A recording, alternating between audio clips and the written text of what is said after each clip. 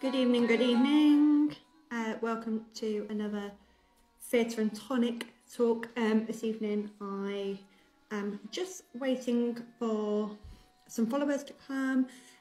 Today we're really fortunate to be joined by Kayla Carter, who recently was performing in Rent at the Hope Mill Theatre, and she's also recently worked on Secret Society of Leading Ladies as well. So I'm buzzing that she's joining us today. Hello musical crafts and more, hope you're well. I'm just waiting for Kayla to join. It's lovely to see loads of your faces. Please excuse the spot, and please excuse the cable that's like hanging out of my window, hanging out of my wall at the moment. So Kayla is here. I'm just waiting for her to join and then we'll get started.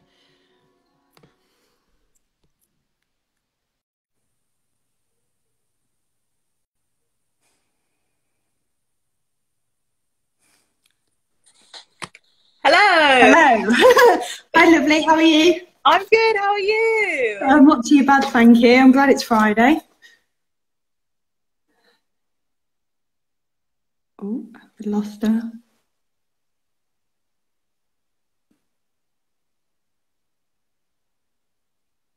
Give it a second, it's buffering.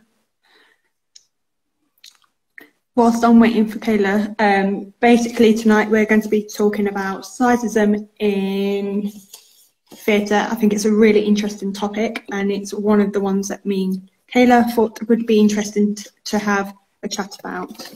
Oh, she's gone. Let me try again. We love technology, I'm sure.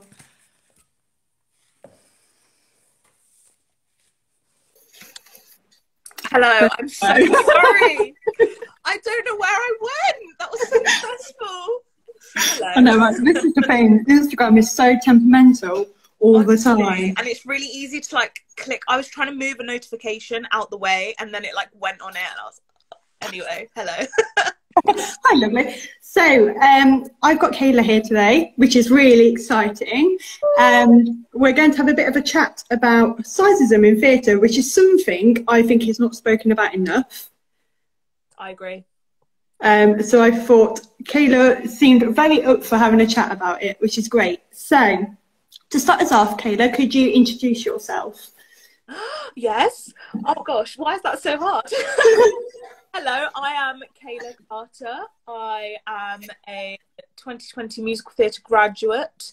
And yeah, I guess I'm just an actor now. Is there anything else to it? So obviously recently you've done some streams, haven't you? So you did the Secret Society of Leading Ladies and Rent. Correct.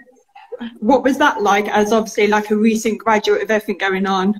Oh my gosh, absolute madness. I felt so lucky. Like, because I had booked Rent before the pandemic started, I was like, I'm so glad that it was one of the shows that decided to try and go ahead anyway. And I was like, wow, thank you, Jesus. Yeah, so it was absolute madness. I felt, yeah, just really lucky and really like overwhelmed as well, just to be, especially in Rent, because I was with everyone in rehearsal, whereas Secret Society was filmed one by one. But yeah, in Rent, I was so overwhelmed to be with such incredible, talented performers.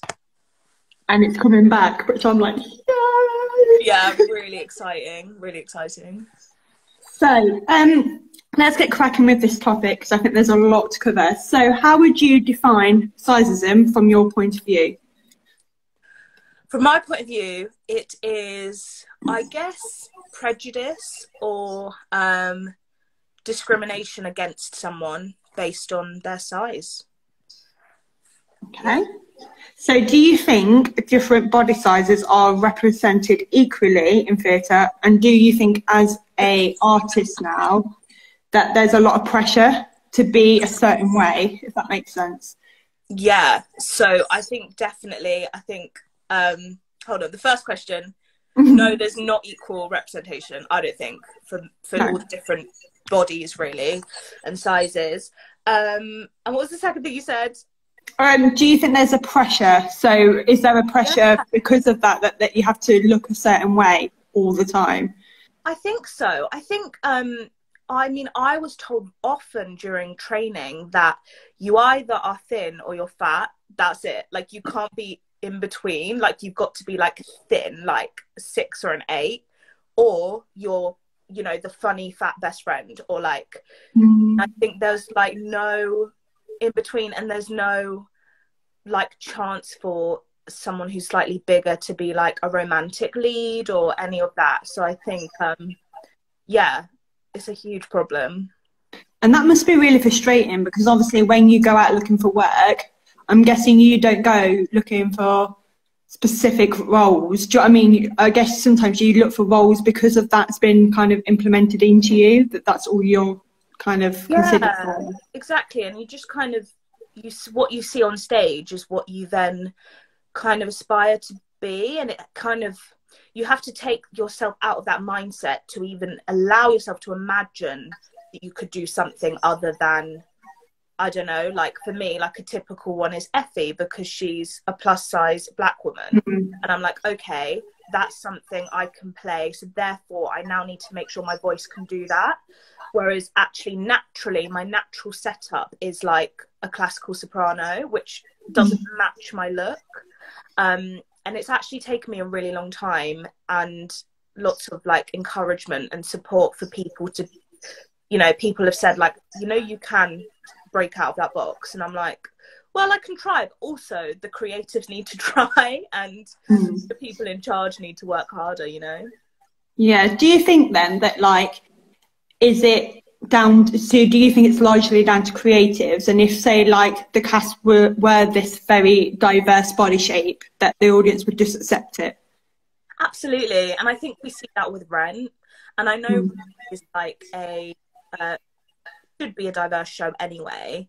People like, I remember when the cast was announced, people went crazy over the diversity, the different, I remember seeing so many comments on like, yes for size inclusivity, yes for like different races, yes for different genders, you know, like everything.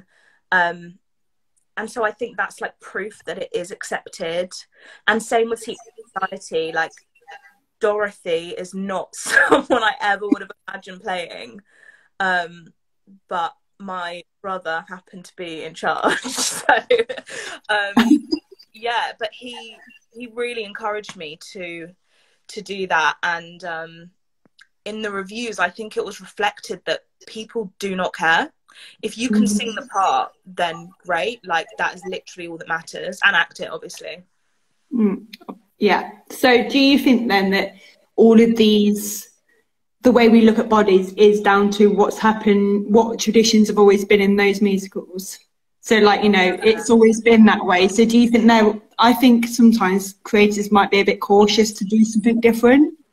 Yeah, I think they're probably scared. And also they seemed, a lot of creatives and, you know, people who are in charge don't actually think outside the box very often, until it's kind of shoved in your face. And so I think actually a lot of the time they wouldn't even think to audition people who are plus size for, I don't know, let's say Elphaba. Like it's just not even something that they would imagine, which I think is a huge shame. Do you think that's because they're scared, like maybe like you say, like a little bit scared of how it will be received, and because that's all they've ever known? And obviously, like, I think as we're moving forward, especially at this pandemic, we need to look at how, I'm hoping you'll agree, that we need to look at shows and think, is this reflecting our society? Yeah, absolutely. Like I said, I was doing an interview the other day, and I said, like, actually, if we take like a London primary school of like a class of 30 kids and we took them to a show, would all of those kids see themselves on stage? Would they see themselves represented? And most of the time the answer is no. And I think, yeah, exactly. I think theatre should be representative of society and of like the current climate, the current, like who is out there right now in the world, you know? Yeah. So have you ever experienced sexism when you've auditioned for a role? It's hard because mostly I am seen for kind of like the things I would be. Scene 4, like, actually, interestingly, it's hard to know because I'm not behind the desk, so I don't know. You know, like, I just get a no. Is that because I wasn't good enough? Is that because of my size? Who knows? There are times where I can guess that it might have been my size, but interestingly, I remember I got an audition for Dawn in Waitress, and I remember being absolutely shocked because size-wise, Dawn is small. Mm-hmm. Now, actually, when I think about the character, there's no reason for that. And when I think about, like, the way I act and the way I sing, I'm like, actually, Dawn is the right part for me. But then, so I auditioned for Dawn, and then I happened to get moved to being auditioning for Becky. So I was like, interesting. So it's kind of, again, like, the box that I thought I would originally be put in, I was shoved into after the first round. So yeah, but I was really excited. I was like, oh, come on, have a plus size Dawn. Like, why not? There's absolutely no reason. Yeah, absolutely. Fun. Yeah. And how do you move on from those experiences? Because I guess, like, as you're an artist and obviously you're looking for work, it must be really quite daunting and quite, I bet it affects you, like, mental health and stuff, doesn't it? Because obviously that's, like you say, you're always in this box, and how do you break out of that? Yeah, it is so hard. I think, again, like I said, like, I'm so blessed to have such supportive people around me. Without that, I don't know how I'd be coping. I think I would just be like, okay, yeah, I'll go into my box, my casting box, you know, and just stay in my lane kind of thing. But actually, like, I have people who constantly push me and go, Kayla, you can sing Christine from Phantoms, to show them. Like, do you know what I mean? Like, I'm like, oh yeah, okay. But it takes a huge amount of encouragement, because yeah, on my own, I don't have enough, you know, don't have enough kind of strength to do it. What do you think then would happen if, like, say, like, theatre's just thrown everything out of the window? Do you think things would be better? Do you think there'd be more people going to the theatre, like you say, so that they can see bodies, that they can see themselves in characters? Yeah, I think possibly the age range of people who go to theatre might change. I think it would bring more younger generations to the theatre. Yeah, I think kind of like millennials and like Gen Z and whatever the younger one is, Gen Alpha or something, I don't even know. Yeah. I feel like that's where the movement is, of like body positivity and like Black Lives Matter, and like everything is kind of stems from that kind of age. And I feel like that's the group that would be brought more into watching theatre. And yeah, then maybe the older generations, don't know. So obviously you mentioned that Rent was one show that you definitely said that they got the representation of different body shapes correctly. Have you ever seen anything else where people have done the same? I think Waitress doesn't do a bad job. If you look at the ensemble, often. Yeah. I think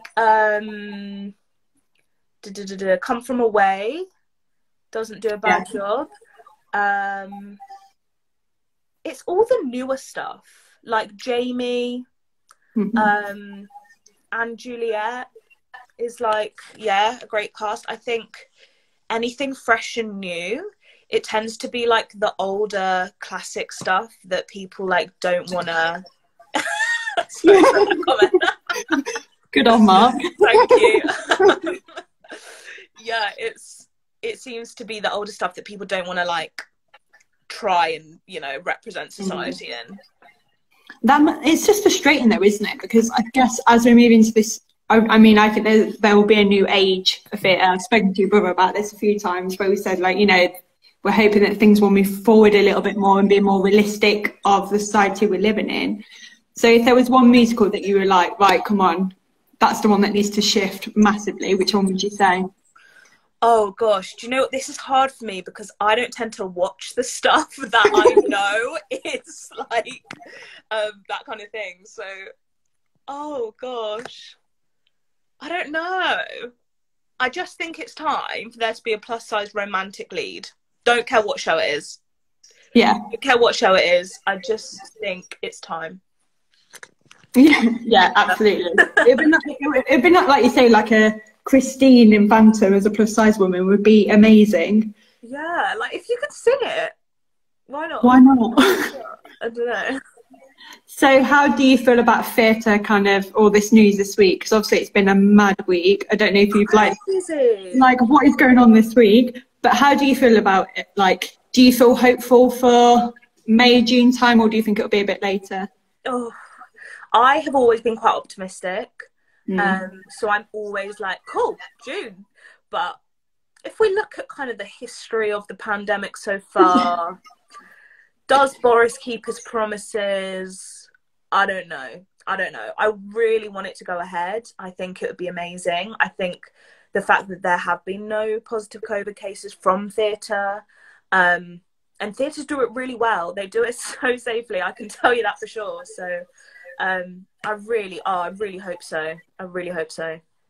And what was it like working on Rent during a pandemic? Was it quite full on because of all the COVID guidelines, or was it quite, after a while, I guess you kind of get used to it? Yeah, you get used to it, but rehearsals were hard, because that's when before we were bubbled, that's when we had to be the most like COVID safe. And so, yeah, we really were sticking 2 meters apart, masks on. It was hard because you just want to hug people, like, yeah, it's got really so hard so quickly. So I think that was difficult, but I'm so glad like that we did stay that safe, because if one person had got COVID, like, I don't think it could have happened.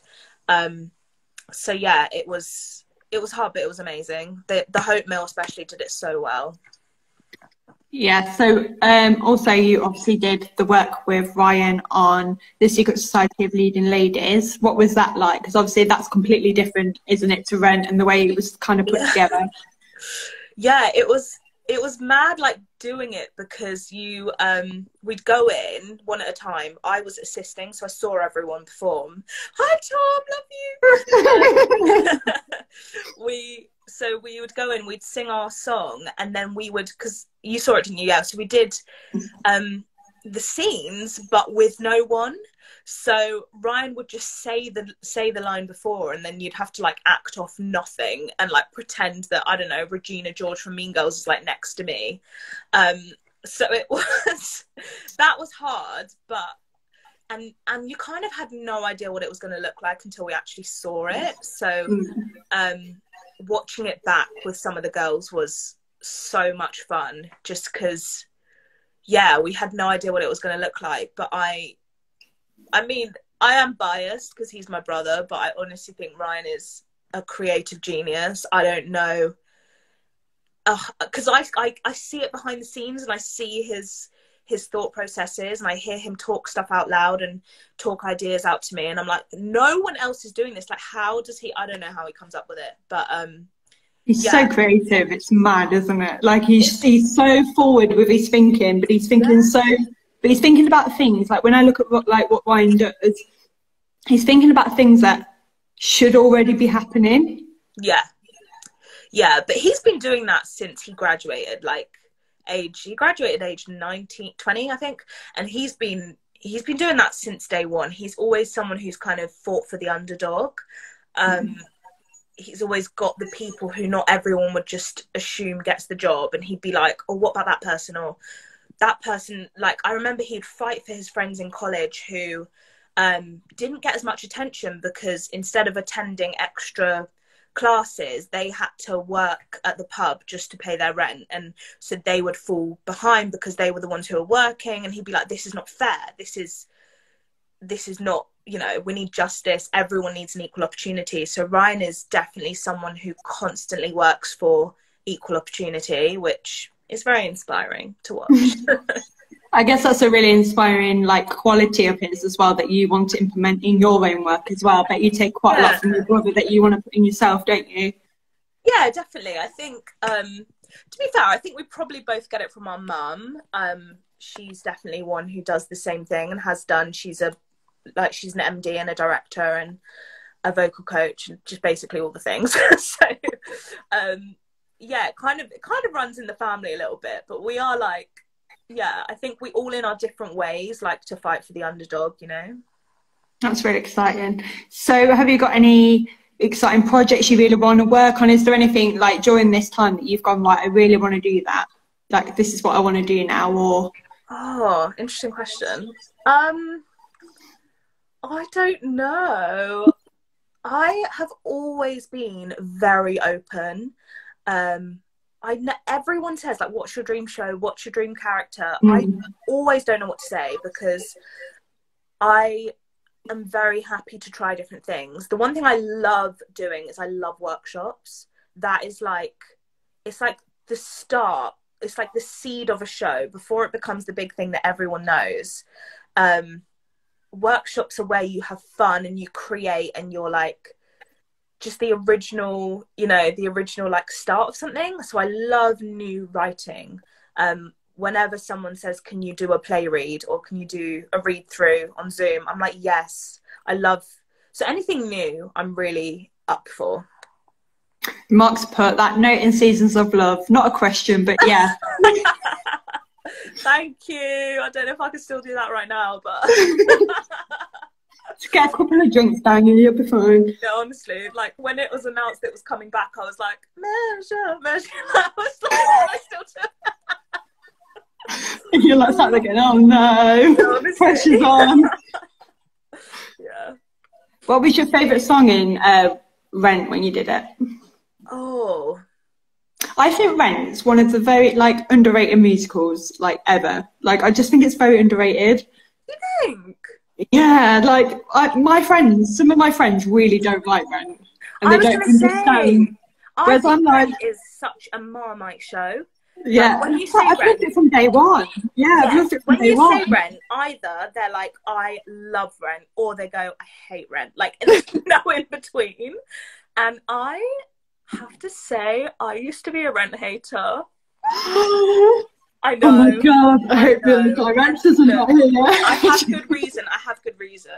Okay, go on. Because the only version I had seen was, I'm not going to say where, but it was it was a university production, and I just happened to be in the city at the time, and my friend was like, this is on tonight, should we go? And I thought it was a professional production, so I was like, yeah, why not? But it was awful. So that was all I had to go off. Like, I hadn't seen the film, I hadn't listened to the soundtrack. Like my opinion on Rent was formed on that one production.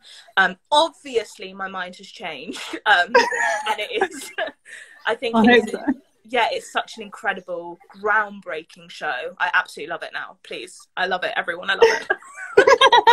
But I think that's the thing, isn't it? I think it's one of those shows that if it's done good, it's done really well, but then if it's done badly, it can crash. Because I had the same experience. So I think I saw the UK tour first, the last one, and I was like, yes, you've got it. And then I went to see a local Amdram do it.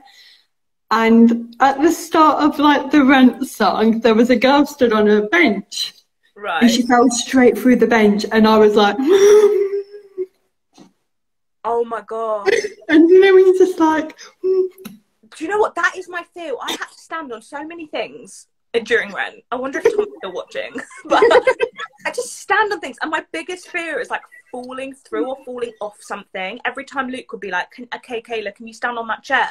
I'd give him this look, which is like, if you really need me to stand, I'll stand on the chair, but I'd rather not. Yeah, it was so bad.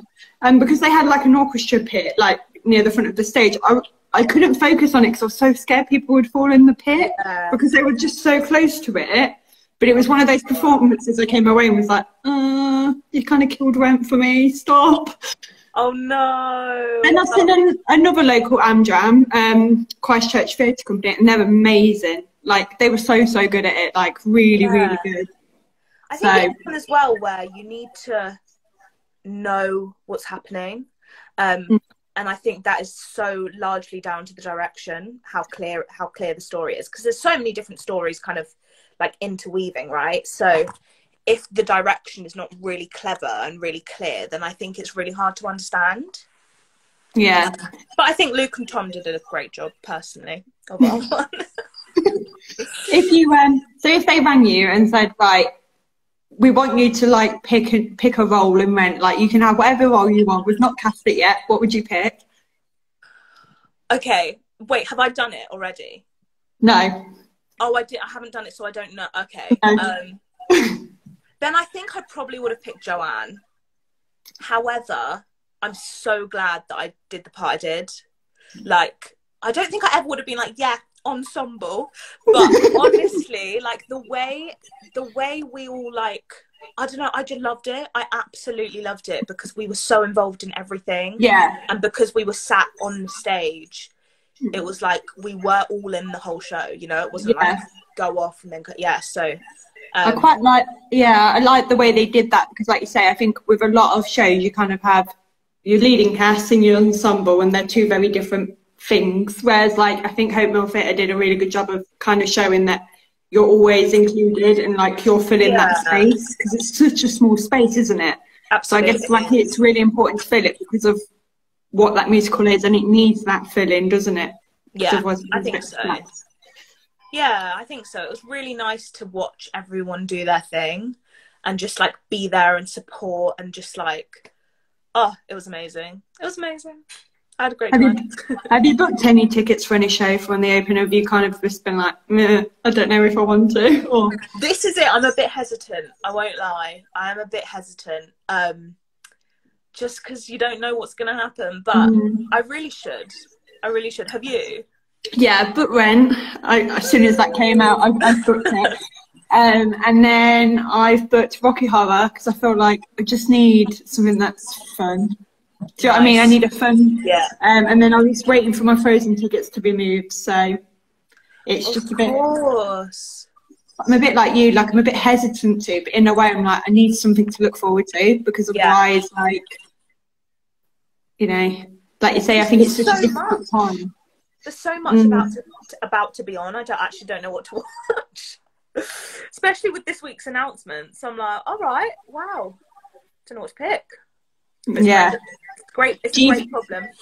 Yeah. Do you think moving forward though that theatres hopefully will be a bit more like, right, we've got to make a stream version of this. We've got to. Do you think it's important for theatres to consider that idea moving forward? I think so. I think it's been really helpful for people of all different backgrounds to be able to watch theatre. Often it can be a bit elitist, and it can be a bit, you know, there's a certain class, I guess, that go to the West End and buy their ice cream and their wine and they watch theatre. And I think it being streamed means that it's been so accessible for all different people. And so I think digital theatre is a thing that's going to stay. I do. It's like you say though, it's more accessible, isn't it? Like I feel about those people, think about the people that, like, you know, are homebound probably most of the time, you know, and I think it's going to open things for them, isn't it? That absolutely, I think, and I've really enjoyed the things that I've watched, you know, online. I've really enjoyed kind of sitting on my sofa with some ice cream and just watching in the comfort of my own house. It's just been really nice. And it's really nice not to like have to get up and down in your seat when people are going by. Yeah, and just those seats are often so crammed together and like my legs hurt after a while and I want to, the sofa's great. And that's the thing, isn't it, though? Like, I was thinking about that the other day. It's like, I don't know how I'm going to sit in a theatre anymore. Exactly. Like, I feel like I've forgotten, like, theatre etiquette a little bit. Yeah, but I think the buzz, I can't wait for the first show I watch back to be. Yeah. Like, I just think the buzz in the room is going to be incredible. I can't wait. I think I'm just going to cry, like, all the time. Yeah. I think like that's why I don't want Rent to be my first like show. I've kind of put Rocky Horror before it, so then all my emotions that out, and I can actually watch Rent. Yeah. Oh. Bless you. Right. I'll see if anyone's going to ask any questions. Oh gosh. Q&A time, people. What's up? Ask me anything within reason. Within reason. I'm trying to think. Do you have like a favourite musical of all time? Oh, Sister Act is up there for me. I just love it. I just think it is the most like feel-good soundtrack ever. I put it on in my car and sing along all the time. So I think maybe Sister Act, but it feels too hard to pick one. I don't know. I mean, Rent was one of my favourites for years, but I've kind of fallen in love with Amelie, and Mark, who keeps asking questions.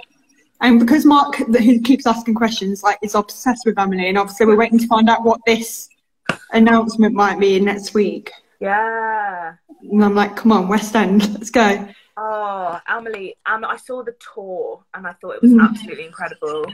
I loved and it. Not what you expect either, because I went in, I knew the film because of like French at school was like, that's all we watched before Easter and holidays.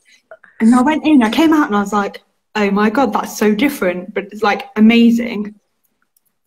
So Mark said, for both of you, Desert Island, you can take 3 cast albums. What are you taking? Oh, damn. Oh, wow. Sister Act. Oh, gosh. I know, I'm trying to think as well now.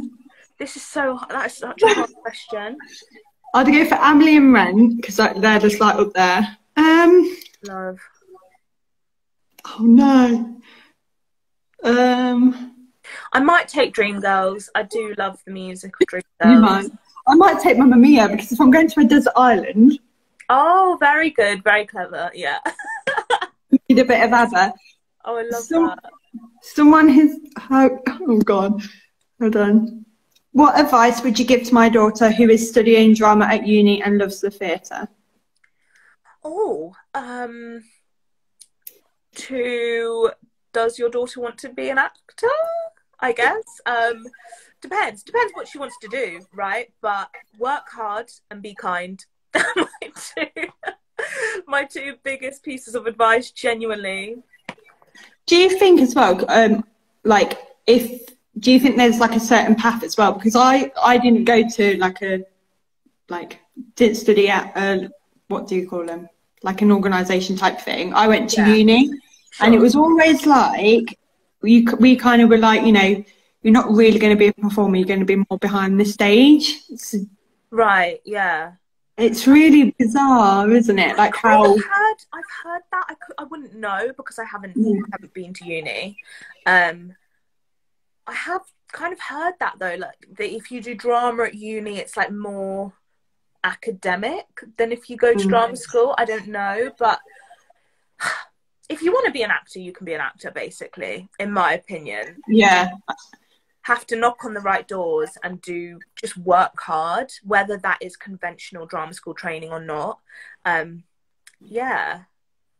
I think,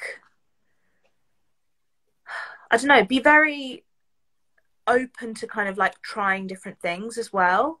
Be open to being like versatile, I would say. She wants to be an actor.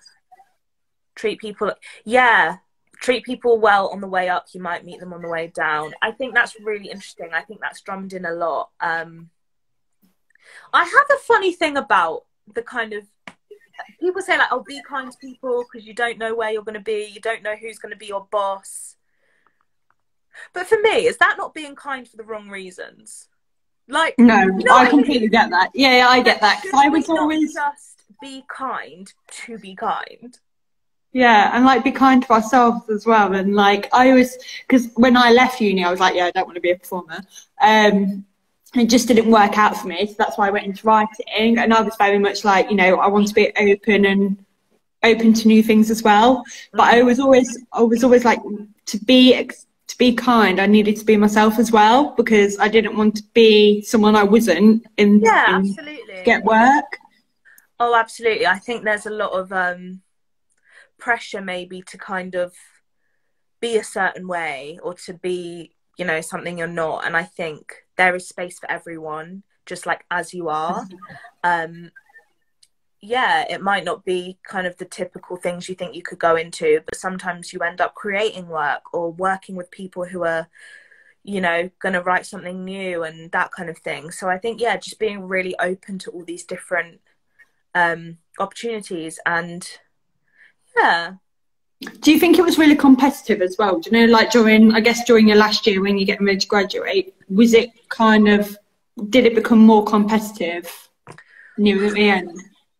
there was a sense of it bubbling when we started auditioning for stuff. Now I personally don't feel it very much, because I'm like, as soon as I start to feel like, oh, why did they get that? I go, Kayla, they're not at all your casting. Why do you care? Because I guess I am quite a, I don't know, unique casting in that I'm often not like in direct comparison with other people. But yeah, like just if you're constantly looking at other people's lanes and wondering what they're doing, you're going to be just upsetting yourself at the end of the day, and you're just going to be holding yourself back. So literally just kind of keep your eyes forward and go like, this is my journey. If someone else gets the job, great, it was their turn to get the job. It was for them, it wasn't for you. So move on. You're gonna get the next one, babe. That's what I tell myself. Right, I'll do one final question. So is there anything you've kind of learned about yourself in the last 12 months since the pandemic? So much. So much. Oh gosh. Or is there a few things that you've kind of, in this last year, you've gone, wow, I didn't realise that about myself, or, you know, I definitely want to enforce this kind of thing as I move forward? Yeah, I think, I guess I've been quite, not new to the industry, but kind of more, not even very publicly, like it's not like I'm famous, but more kind of under scrutiny, if that makes any kind of sense. Yeah. I think staying true to who I am is like really, really important to me. And I think too many people maybe sacrifice who they are for their art. And I don't think I don't think it's necessary. I think you can do both. I think you can be who you are and also be successful. And so I think that's something I've learned over the last year, is that I want to, I don't want to sacrifice who I am in any kind of way. I don't want to be, not fake, but do you know what I mean? Like, I don't want to pretend to be something I'm not. No. Yeah, that's what I'd say. Yay. Well, thank you very much, Kayla, for your time this evening. I really, really appreciate it. Thank you for having me on. It's been so good to meet you properly. I was like, oh, I didn't realise like Ryan and you were related. And then I was like, it's clicked. Wait, did it just click today? No, when I was talking to Ryan about something the other week, it all of a sudden clicked, and I was like, oh, no way. See, I'm so bad at not clicking. It's not good at all. No, but it's not just. I too often just think it's quite obvious, but actually maybe it's not. Maybe it's not. I think we maybe you need to make it more obvious. I think we have like the same face, but he's a boy, you know. I didn't really click, and do you know when you just go, oh my god, really? And I'm like, yeah, wow. I was like, oh, how embarrassing. But fingers crossed, I'll see you in Rent in August. Oh, I hope so. I hope so. We can meet in person. And just get that note sorted, okay? Get practicing. Yeah, I'll try. Right. Thanks so much for having me. No, you're welcome. Take care, lovely. See you soon. Bye. Bye-bye. So that was Kayla. I'm very glad that she joined us tonight. Hopefully you really enjoyed tonight's chat. It was a bit off the cuff. I am going to let you know what... Go on, Mark, go and email Andrew Lloyd Webber. So just to let you know about some upcoming chats that I've got, because I've announced a few people who I'm going to put all over Instagram, so that you get to know who we're going to be talking to over the next couple of weeks. So next week I'm going to be joined by a couple of people from the Christian Thomas Company, who are a professional company based in Derby, and we're going to be talking about their upcoming stream performance of a Marilyn Monroe musical. And then I'm going to be joined by the following people over the next couple of weeks. So we've got Dean Johnson, who's a theatre director.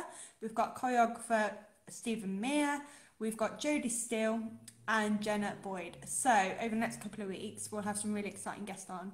But thank you so much for joining me on this like miserable Friday night.